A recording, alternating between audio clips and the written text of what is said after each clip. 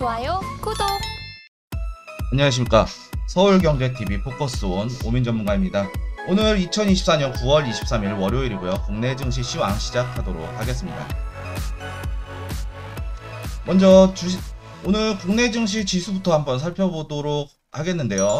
지수 보시게 되면은 코스피 2595.51포인트 기록하고 있고요. 지금 강보합선에서 코스피는 강보합에서 지금 나와주고 있고, 그리고 코스닥은 이제 상승세가 좀 강하게 나와주고 있습니다.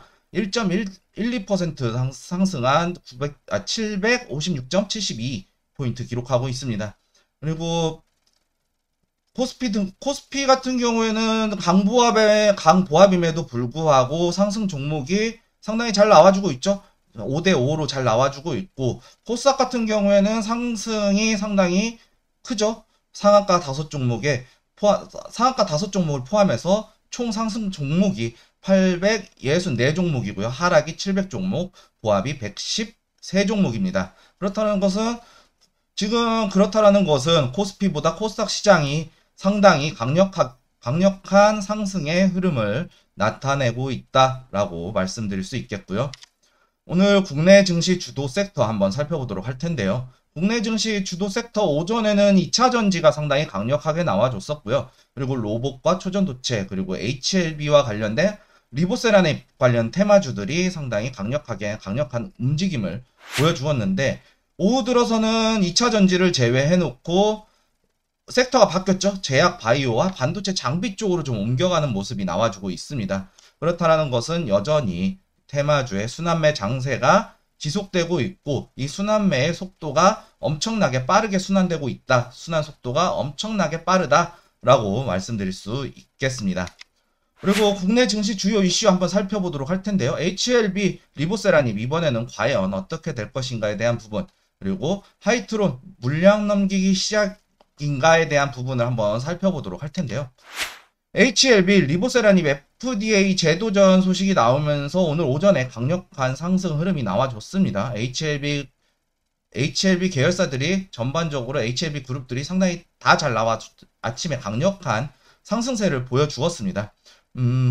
HLB, 리보세라닙 최종 절차가 이제 또 재돌입했다라는 소식에 이제 FDA 제도전 소식이죠. 그렇다는 것은 HLB가 이제 리보세라닙 최종 절차 재돌입했다는 소식에 HLB 관련주들 상당히 강력하게 움직여줬다라고 말씀드릴 수 있겠고요.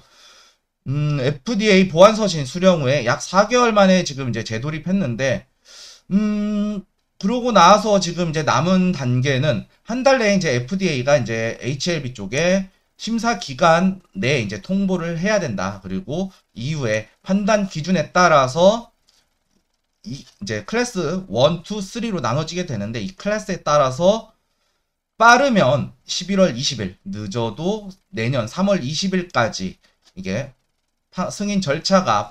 신약 승인 절차가 완료될 것이다 라고 이렇게 보도 자료가 나왔습니다. 그런데 우리가 여기서 집중해서 좀 보아야 할 부분은, HLB가 직접 생산하는 이제 리보세라닙을 제외해놓고 중국 항서제약에서 생산하는 이제 약품과 이제 동시에 이제 병행요법을 이제 승인이 나게 되는 거거든요. 그렇다는 것은 중국이잖아요. 상당히 조금 부정적으로 나올 수 있다라는 부분이 좀 여겨집니다. 왜냐?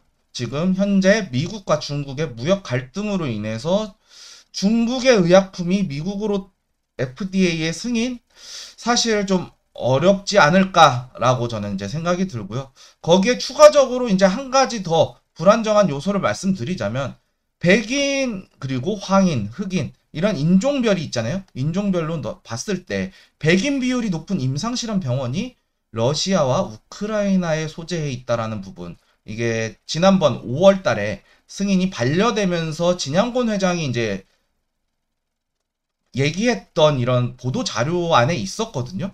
그렇다라는 것은 지금 전쟁 중에 실사 과정이 어떻게 보면 상당히 어려울 수 있다. 그렇다라는 것은 이 실사가 진행되지 않음으로 인해서 승인이 다시 한번 반려될 수 있는 가능성 충분히 있다라고 보여지거든요. 물론 운이 좋게 이런 부분을 상쇄시키고 확실한 약효가 있다라면, 효과가 있다라고 봤을 때는 FDA에서 승인이 확실하게 나와 주겠죠. 그렇지만 이러한 이슈들을 놓고 봤을 때, 지금 국제적인 관계에 좀 놓고 봤을 때 상당히 어려울 수 있어요. 예전에 이제 금양 같은 경우에 몽골에 리튬 광산 개발하는데 이 운송에 대한 부분이 문제가 됐거든요. 그런 것과 마찬가지로 HLB도 이러한 부분들이 문제가 될 수 있다. 발목을 잡을 수 있다라는 부분 우리가 항상 염두에 두면서 이 HLB 관련 종목들을 공략할 때 좀 조심해서 대응했으면 좋겠다라는 말씀 드리고 싶고요. 다음 자료 살펴보시게 되면은요. 하이트론 물량 넘기기 시작인가? 제가 봤을 때는 시작인 것 같습니다. 거래 재개 후 2거래일 연속 급등이 됐어요. 그런데 이전에 이제 지금 현재는 바닥에서 600% 상승 중이거든요. 이 바닥에서 600% 나왔다라는 것은 이제 어느 정도 세력주의 관점에서 수익 이제 엑시트 할 수 있는 구간에 다다랐다라고 이제 말씀드릴 수 있겠고요. 이 급등할 때 처음에 이제 급등할 때 제가 이제 상한가 나와주고 나서 그 다음날 제가 이제 말씀드렸었죠.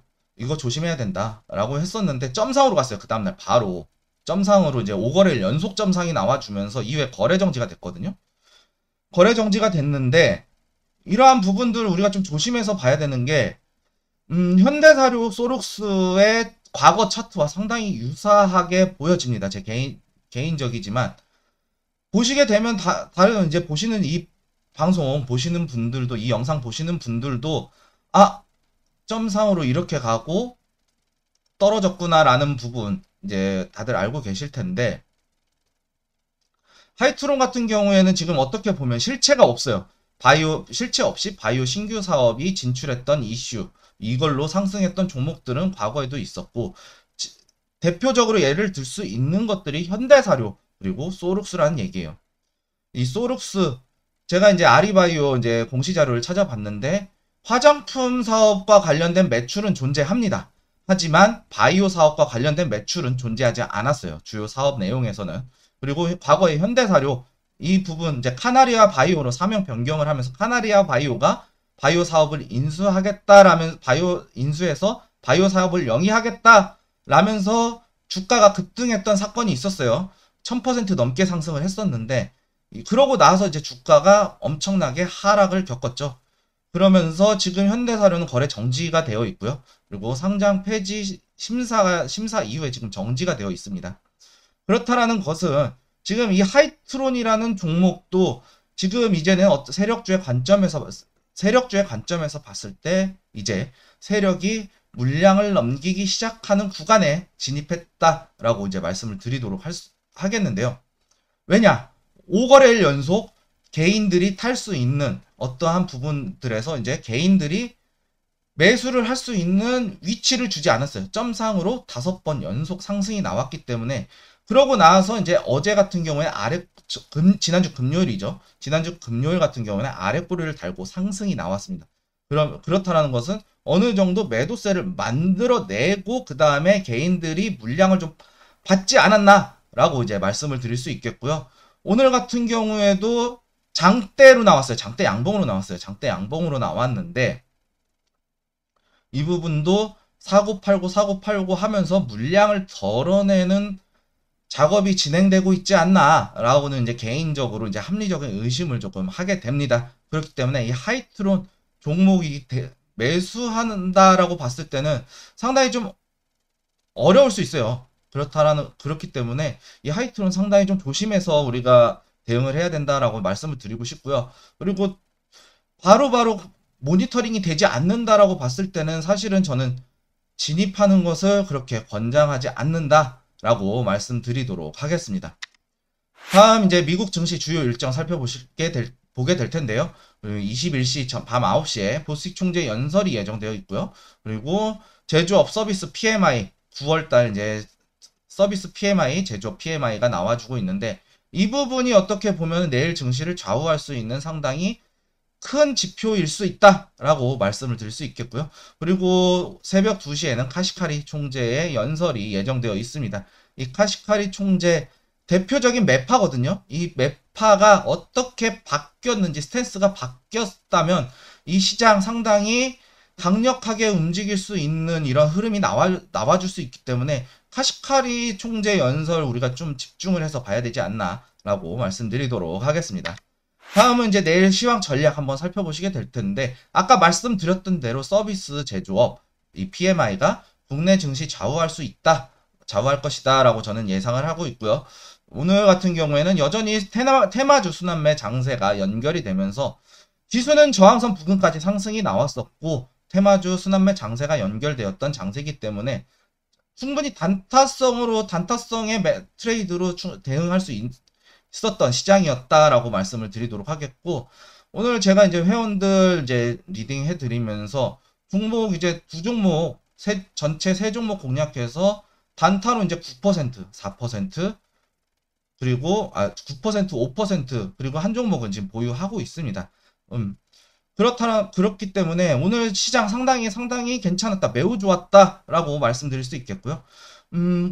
내일 증시 보시게 되면은 아마 이제 서비스 제조업 PMI에 영향을 받아서 이제 시초가가 형성이 될 것이다 라고 말씀을 드릴 수 있겠고, 글로벌 경기 침체 우려가 여전하기 때문에 서비스 제조업 PMI에 영향을 받을 수밖에 없다라는 부분 다시 한번 강조드리도록 하겠고요.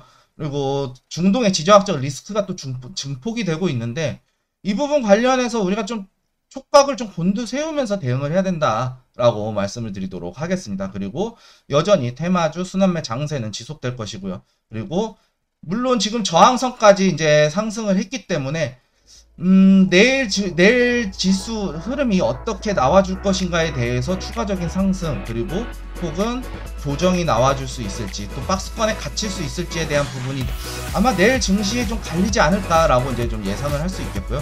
그렇기 때문에 내일 증시도 단타 매매, 오늘과 마찬가지로 확실히 잡을 때까지 단타 매매로 대응하는 시장이 상당히 유효하게 작용할 것이다 라고 말씀드리면서 오늘 국내 증시 시황 마치도록 하겠습니다. 시청해주셔서 감사합니다.